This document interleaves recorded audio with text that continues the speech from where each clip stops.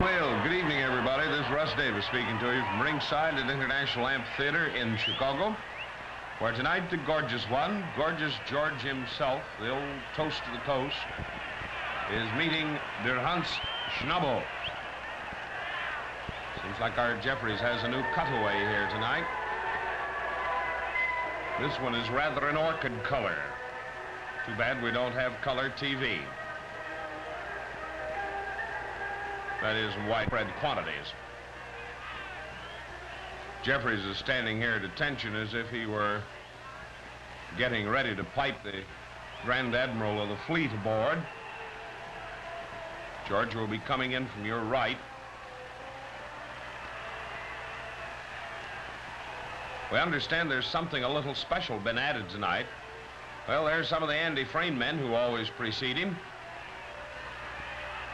And here it is. Gorgeous George. One of the... Oh, no, well, shades of Sally Rand. Police. Ostrich feathers, no less.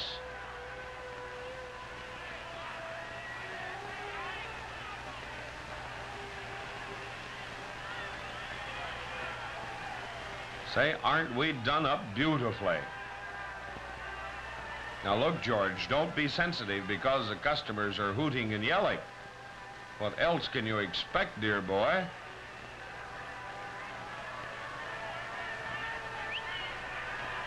There are pink and white marabouts here. What on earth they are, I don't know. The note was just handed to me, but the robe is pink. Yeah, Hans, I agree with you, boy. Yes, that's the guy you're going to wrestle, Georgie.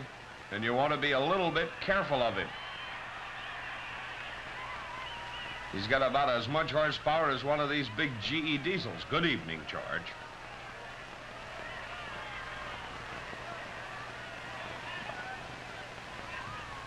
A few Georgie pins for the peasants here.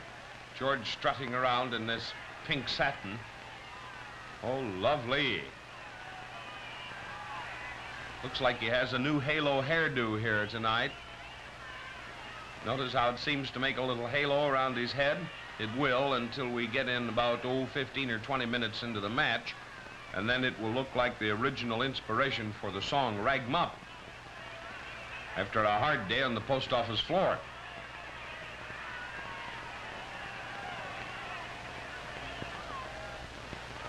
This match here tonight is rather a special arrangement. George, knowing that Hans is a great one to get into an opponent's hair, refused to wrestle unless Hans would let his hair beat. With a 60-minute time limit. The contestant in this corner from Los Angeles, California, weighing 240 pounds, Hans Schabel. There he is, the old powerhouse himself. His opponent in the opposite corner, that toast of the coast, that human orchid, gorgeous George. The referee, Sid Novak. Well, Sidney Novak has had the nod for the refereeing chores on this match.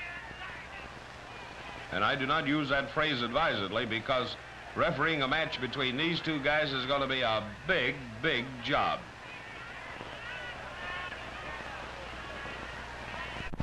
George wants to see Hans's back here. It used to be in the old days that wrestlers would anoint themselves to a considerable extent with oil of wintergreen, claiming, of course, that the oil of wintergreen had some sort of an antiseptic value, and I presume that it has. But the main idea was that the oil base which carried the wintergreen extract would help make them just a little bit harder to hold on to. Well, now, wait a minute, George. If you're copping looks at everybody else, they're going to have one at you. This boy Novak,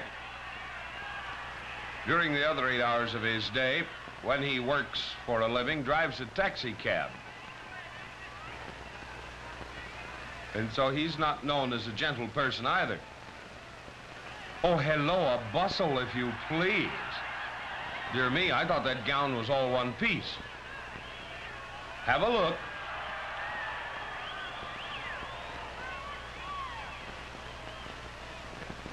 Hans is bound and determined to put his hands on George here, and George is just as determined that he will not. Just a moment, please, Mr. Novak. Look at that look on Novak's face as if to say, ah, nuts. Hey, George, he's got his hand on your shoulder.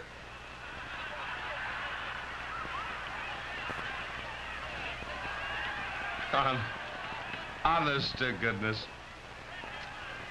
I've seen everything in the wrestling ring, but this beats most of it. Don't ever sell this boy Gorgeous George short. As far as actual physical prowess is concerned, he possesses a lot of it. There's the bell, and we're off and running at International.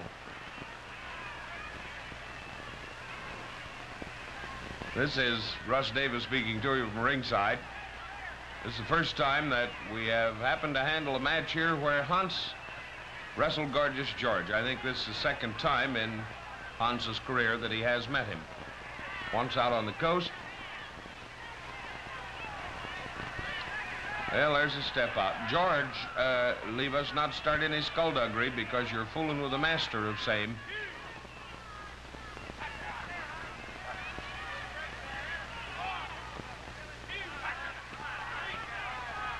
There's a count of 4 in Illinois, which is employed to break an illegal hold. Better be careful, Georgie. Got a hunch that the old blockbuster will tie it on you here.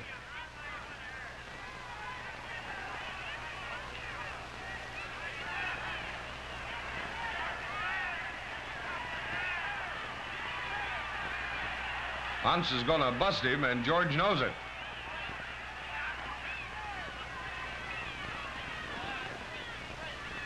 You'll notice one thing, that Hans has not laid a hand on George's hair as yet. A little bit of this keeps up, and he'll get in his hair, don't worry. George refused to sign the contract for this match until he was assured by promoter Kohler that Kohler could deliver one qualification of the contract, that Hans did not pull his hair. Maybe George is getting tender-headed or something, I don't know. Maybe the supply of Tony's running short. Oh, brother, did he get out from under that rope in a hurry. Hans made him squeal.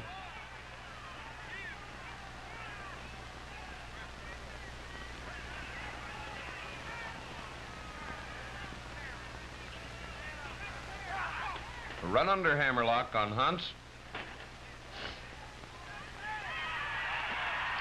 There's a head scissors. George flailed out of it.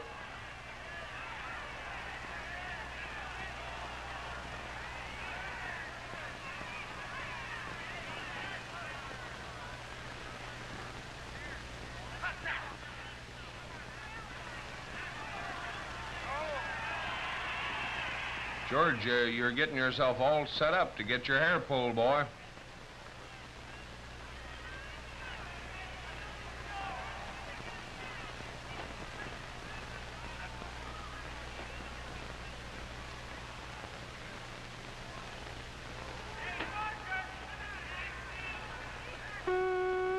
Still a hammerlock on Hans.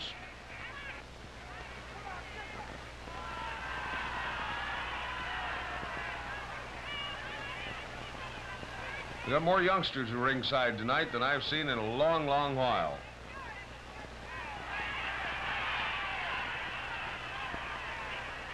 No, Hans finally grabbed George by his gorgeous locks.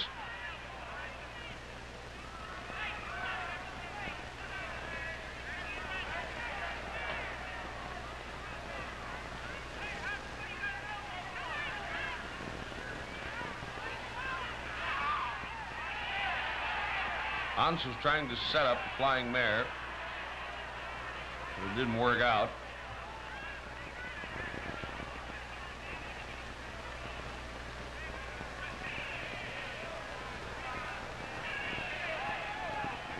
Look at that kid eating that hot dog so nonchalant. Oh, fine. Oh, he hadn't got old Hans bent up yet by a long shot.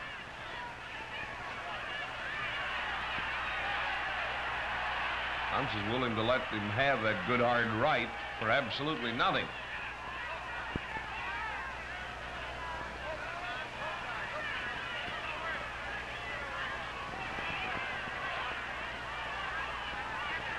I'm going to put my hands behind me and put you in position of hitting a defenseless man, says George. And about that time, Hans found out he wasn't so.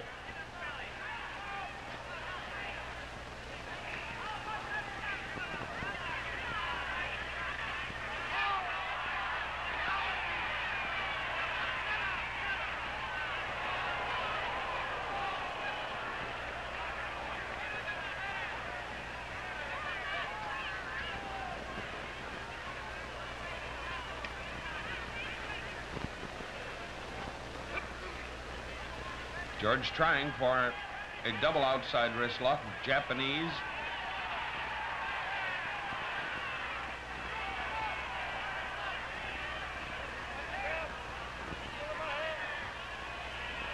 Hans has come into the ring here tonight with a very heavy beard, and boy, is he roughing up George's face with it. Well, so he's pulling your hair. You've been pulling his. Contract or no contract. Those are rabbit punches right to the base of the skull. And a knee lift. Rather sent Georgie flying, didn't it, huh?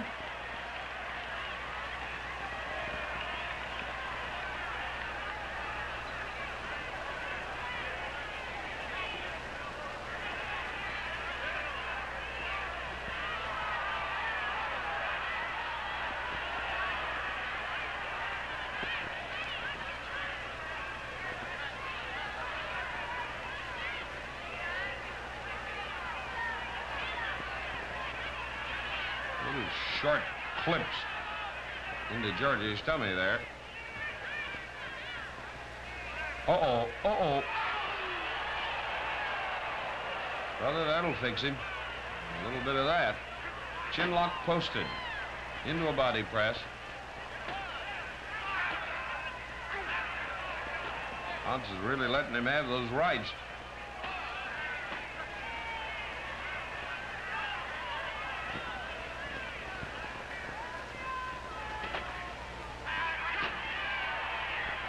George, you were pulling hair. Come on. Get up, boy.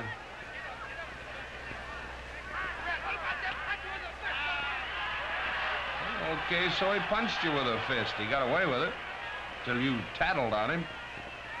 Tattletale.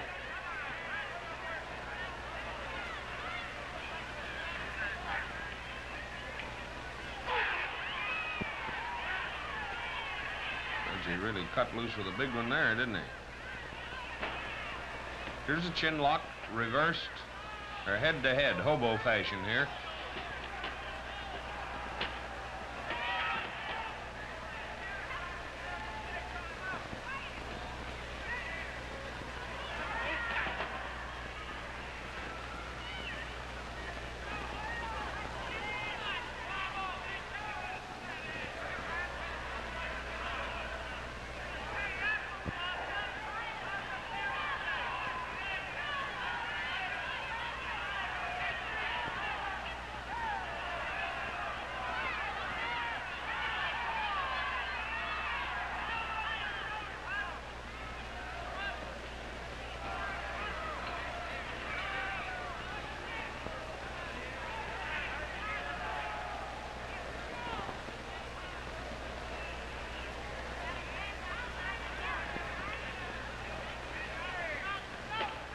Still the same detail.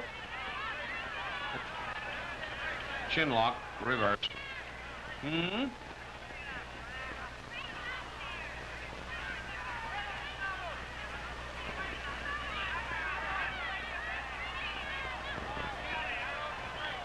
A slight problem involved here. George is cutting off Hans's wind. That's why Novak is breaking it. instead of a chin lock, it has also come to include his mouth and his nose.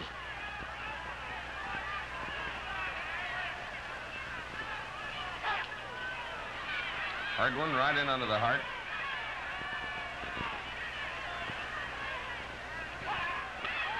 Oh, you could hear that one splat all over International Amphitheater. Well, contract or no contract, Huntz is going to get in his hair. Boy, he heaved him clear across the ring, and this is a 22-foot ring.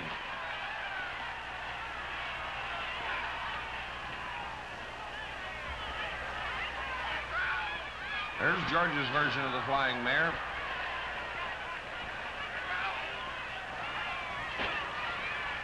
Maybe. 1, 2, 3, and the first fall thusly goes to Gorgeous George with his own West Coast variety of the flying mare. That's the old original. The sticker some of the boys used to use before they started throwing it over their shoulder. George is still a little bit afraid here of Huntz. All Huntz wants is for Novak to get out of the way for 2 minutes, and he'll alter the complexion of the situation. Bobby Burns, he'll make it official. 9 minutes, 58 seconds with a flying headlock. Beware the first fall. Gorgeous George! So there you've got the first fall in this proposed 2 out of 3 affair between this little lad right here, Gorgeous George, who at the moment is not so gorgeous, and Huntz Blockbuster Schnabel. Who are you calling for, George? Oh, Mr. Novak, he wants to put in a small complaint. Well, we'll wait while you do it.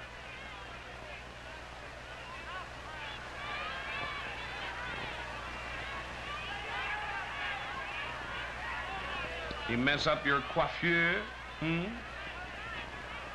Go on back and quit being a chronic griper, Georgie. That's it. Call in Jeffries or whomsoever you want to tidy you up a bit if you feel that way. We'll wait.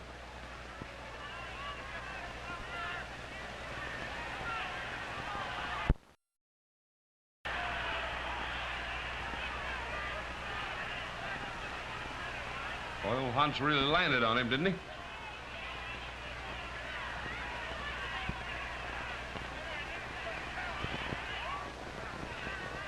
There's a knee into George's ribs.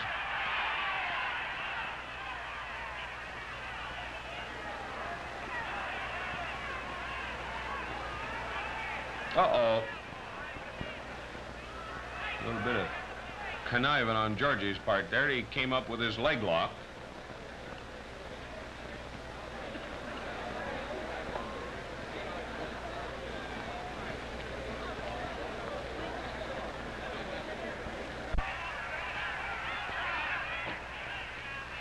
And Georgie changed his leg lock into a toe hold here.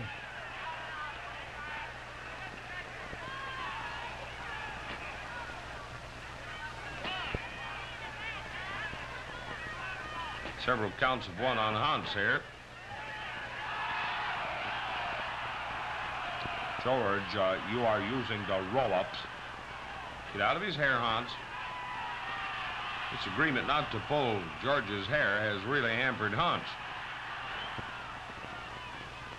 Okay, Mr. Novak caught you then. Come on, Gorgeous. 1, 2, I'm gonna make him break it. No, you gotta get clear up, George. Okay, that handles the situation. Just clap him in the choppers. Wait a minute, you may have to disinfect him, Huntz. It'll slow the match up.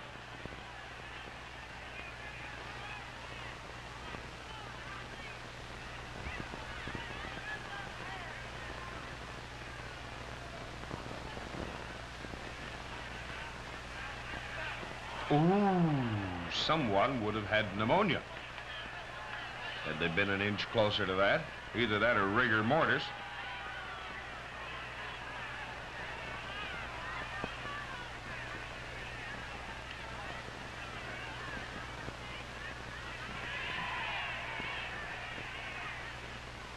The headlock on Hans. Check. Oh, Georgie boy. He managed to work his way out. Where are you going there? Now, you leave all those people alone, George. They're quite right in wanting to see you get all worked over here.